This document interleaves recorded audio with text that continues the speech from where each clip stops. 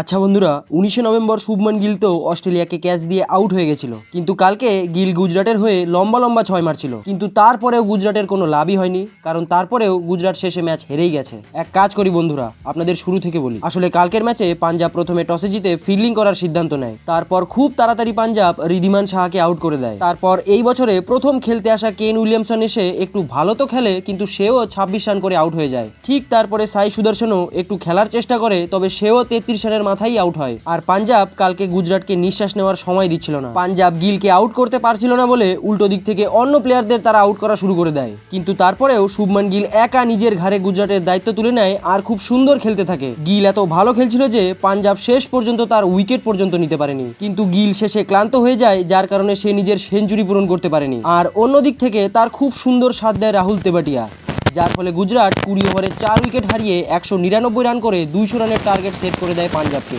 তবে পাঞ্জাব ব্যাট ধরতে এসেই শুরুতেই শিখর ধাওয়ান, তারপরে জনি বেস্টো, এমনকি প্রাক সিমরন সিংকেও খুব তাড়াতাড়ি হারিয়ে ফেলে। তার ঠিক কিছুক্ষণ পরেই স্যাম কারান আর সিকান্দার রাজাও পাঞ্জাবকে ধোকা দিয়ে দেয়। এবার আপনাদের একটা ছোট্ট গল্প বলি বন্ধুরা। এবার যখন আইপিএল এর প্লেয়ারদের কেনাবেচা হয়, তখন পাঞ্জাবের টিম 32 বছরের একটি ছেলের ওপর 20 লক্ষ টাকা খরচা করে তাকে কেনে। সেই ছেলের নামই ছিল শশাঙ্ক সিং।